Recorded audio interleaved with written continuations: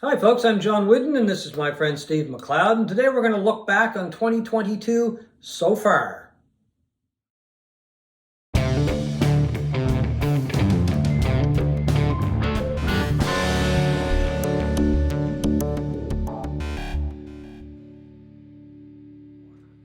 Hi, folks. We thought we would look back today. We're just past the halfway mark of 2022. So we thought we'd share with you some of our favorite albums from the year so far. 5 each, actually. Albums that we really liked and are listening to quite a bit now, fresh in our minds. And we'll see if they're on the end of the year list, of course, when December rolls around. But I'm going to pass it over to Steve because he's going to give us his first choice. My first choice of albums that I've enjoyed this year is Once Twice Melody by the Baltimore dream pop duo Beach House.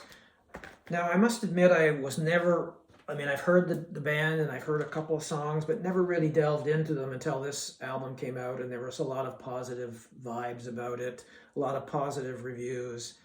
And it's just been, and it's a wonderful album. It's as dream pop suggests, and as the title of the album suggests, this is a very atmospheric, kind of low key, but very melodic album. 85 minutes long. If there's one slight criticism, it could be just a little bit too long. But it's a wonderful, moody, atmospheric record that sounds best at night when the room is darkened and maybe you're having a glass of wine or beer, or in my case, rum. Yeah.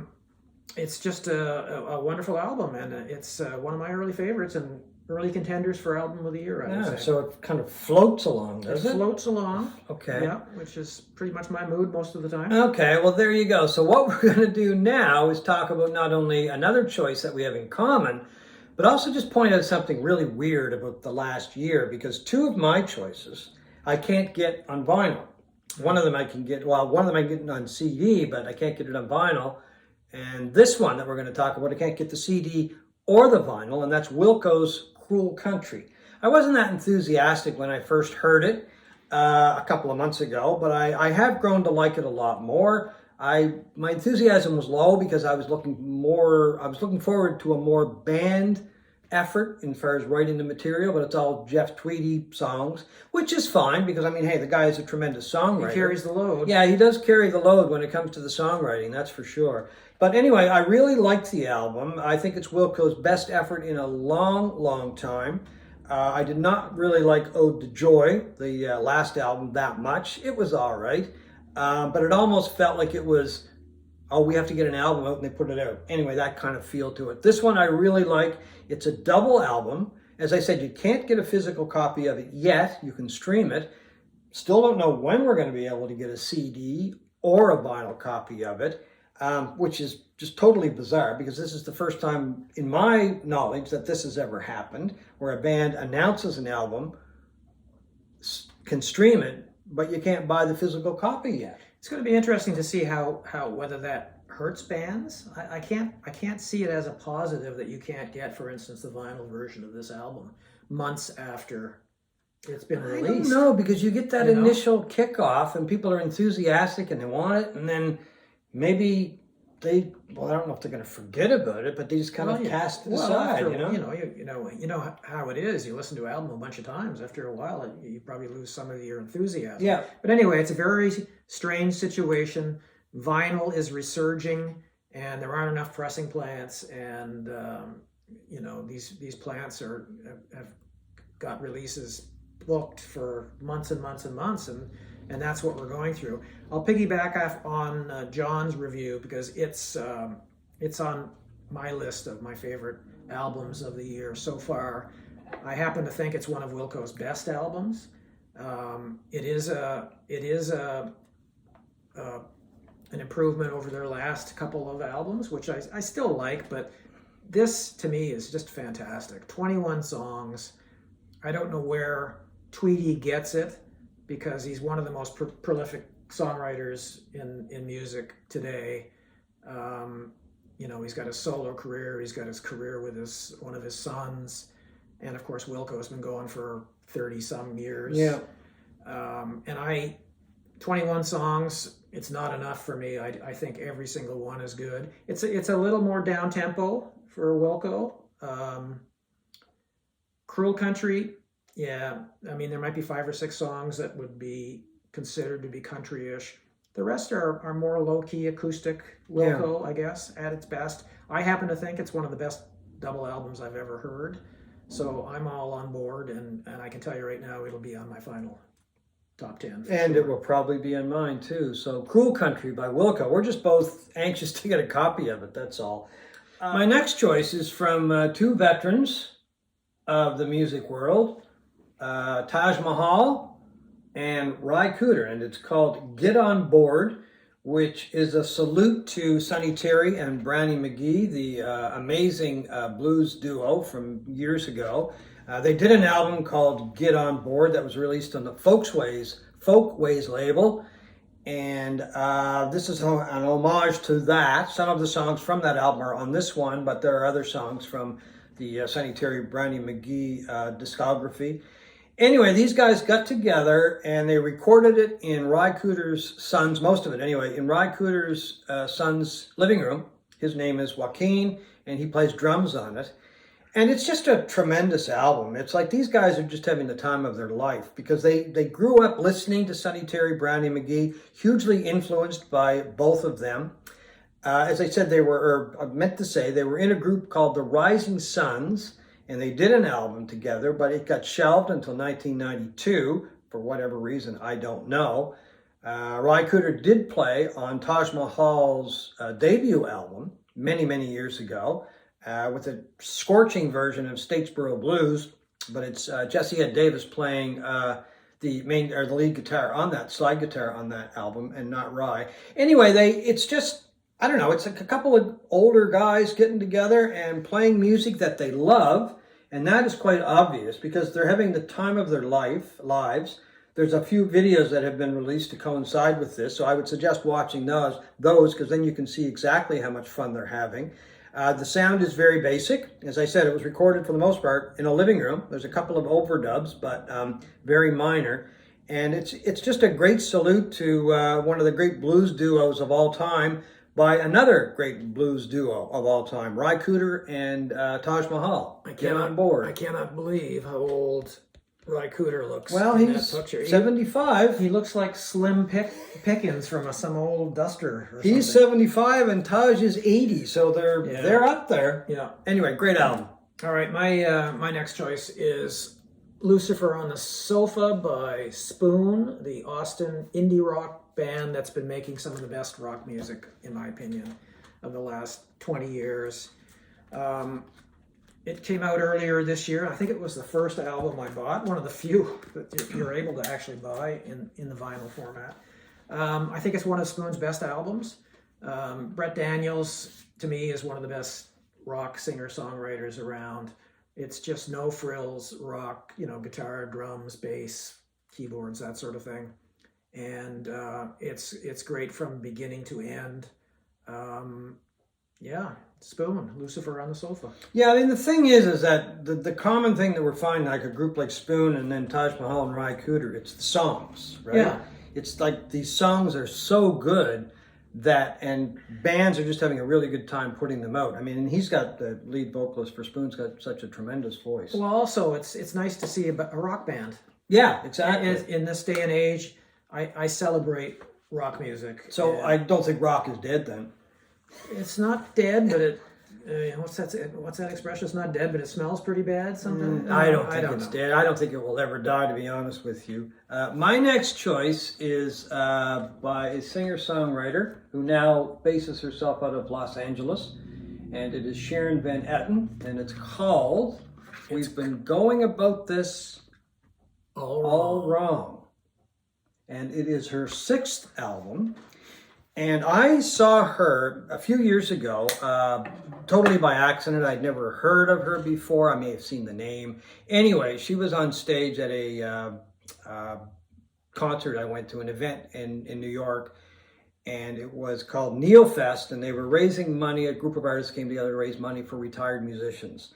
And she shared the stage that night with some of the other people that were on the stage that night were Norah Jones, Ryan Adams, Brian Fallon from Gaslight Anthem, Butch Walker, an artist and a producer, and Charles Bradley, the soul singer. And as soon as I saw her, I'm like, wow, who is this woman? Because it was just her voice that just captivated me. And I've been interested in her since then. I've listened to some of her stuff, and everything I've listened to I really like. And if somebody's got a Sharon Van Etten album or CD, I'll put it on because I really enjoy her work. Her voice becomes like an instrument. And on this album, she's kind of folky, she's popish, she's uplifting, she's down a little bit. She's kind of all over the place, but it works, and that's the interesting thing. A friend of hers said to her, Sharon, you can be so dark. And her response was, well, I'm just darkish. I'm not completely dark. The lights are completely out, but there's a door cracked open, or there's a door cracked and a window open. And there is a song on the album called Darkish, which kind of sums that up, really. It's not dark, it's only darkish. I don't want to put a dark feeling on this album because I didn't find it that way at all. She talks about everything. She talks about life, she talks about relationships, she talks about motherhood, or she sings about, I should say.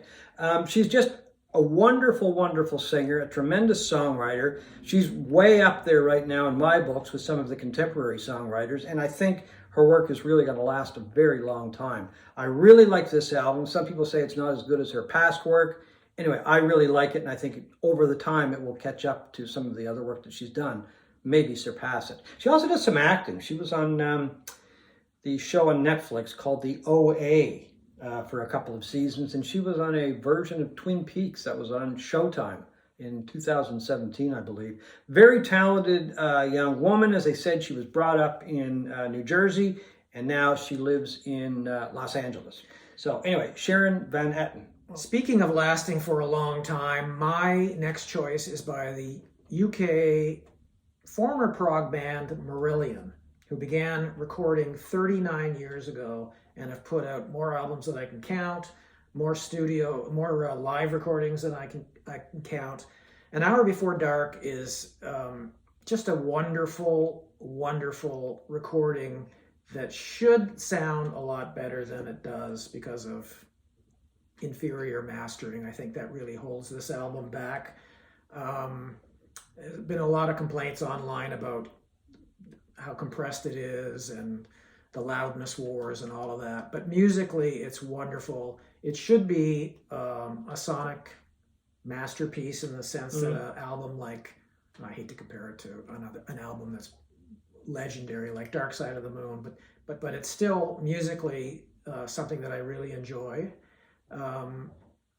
My only hope is that someday it'll be remastered, and they're always remastering stuff, and they do it properly this time because it's a shame. It's just flat sounding when it should be glorious. I'm surprised that would be released if it's that bad. I mean, with studios these days. Well, like to my point of him playing for 40 years, almost 40 years, what kind of hearing do they have left? You know, but you would think they'd be surrounded by people like Neil Young has been playing at blistering volume for forever. Yeah. And his records are some of the best recorded records you will ever hear. Yeah.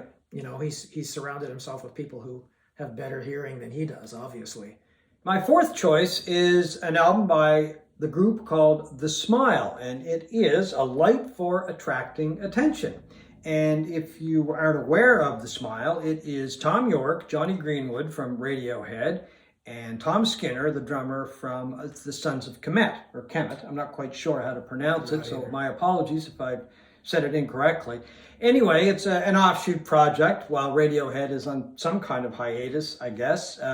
Tom York has done some solo work, of course. Johnny Greenwood he's busy enough for 3 or 4 people in the band with all the soundtracks and some of the other work that he's been doing. But anyway, I found this album to be, I don't want to say Radiohead light, but a more accessible Radiohead would probably be the best way to put it. And a number of people have been saying, and I totally agree with them, that if you heard the album and didn't really know that it was 2 guys from Radiohead, You would think it was Radiohead. No, right? exactly right. I thought the first time I heard it, it was like it had to be the new Radiohead album. Yeah, well, that's what I thought too. I mean, I had heard about the band and everything. When I heard it, I went, oh, "Wait, now that's just Radiohead." But of course, the influence would be huge because Greenwood and York are two of the main people in the band. Anyway, I just found it more accessible, I guess, than some of Radiohead's material, especially the last stuff that they've been doing. It kind of goes back to, I don't want to go back as far as the bands, but they kind of reminded me of that, you know? A little more commercial. A little bit more commercial, not quite as dense as some of the other material that they've done. Don't get me wrong, I really like OK Computer and I really like Kid A, but this, in a sense, takes me back to the days of the Bends, and that, to me, is a good thing. Anyway, it's The Smile, my fourth choice for one of the best albums of 2022 so far. Yeah, my last choice is Never Let Me Go by Placebo, a British glam rock band, I guess, that I've listened to off and on over the years, particularly their live stuff that's on YouTube, and really enjoy it. It's got tons of crunchy guitar and good melodies, which I always think is a really good combination. And it's the first Placebo album that I've heard from start to finish, and it makes me want to go back and delve more into them. It is Brian Molko and Stefan Alsdahl are the principal writers for this band, and it just really reminds me of the glam of the 1970s, the T-Rexes and the Bowies. There's an artistic side to this band that's very intriguing, and it is great from beginning to end, and it's my final choice for early favorites of 2022. Well, we'll have to see if it makes your final list. Could be. My last choice is an album. Well, it's not even really an album. It's actually 4 albums, part of a project, I guess is the best way to put it, by the Tedeschi Trucks Band. We've talked about this quite a few times on this Sonic Obsession, and it is called I Am the Moon. They have released 3 albums. There is still a 4th to come, August 26th it's going to be released. And the first one was Crescent, and then Ascension, and then The Fall, I believe. I think that's the right order. Anyway, there have been 3, and as I said, the 4th is coming August 26th, but you can't actually get the vinyl yet. You can get the CDs, but the vinyls are coming in September, and there's a package which includes all 4 albums together, and of course the vinyl separately. And this is kind of going back to our discussion about Wilco. You can't actually get the vinyl product, which is bizarre. And this album, or the project, isn't even really complete yet. I'm hoping the 4th album will stand up to the previous 3. I think it will be. I'm very confident that it will. If it doesn't, it's going to have to be really, really bad for this not to make my list anyway, as far as that goes. Because I think it's a tremendous project. Yeah, I have a feeling it's going to be on both of our top 10 lists. Yeah. Just a great mix of great American music genres: blues rock, New Orleans jazz, country. It's all there. It's all there. Everything is there, as you would expect from Tedeschi Trucks, one of the best working bands out there today, and looking forward to the final installment. Yeah, so anyway, the first 3 are comprise my 5th choice rather, for Best Album of 2022, and I suspect very much so that it'll make my list at the end of the year. But it is called I Am the Moon by the Tedeschi Trucks Band. So that's how we feel about some albums that we've listened to in the first half or so of 2022. Looking forward to the rest of the year. I'm not really even sure what's coming. Are you? No, neither do I. I think it's been a great year for music, though. Yeah.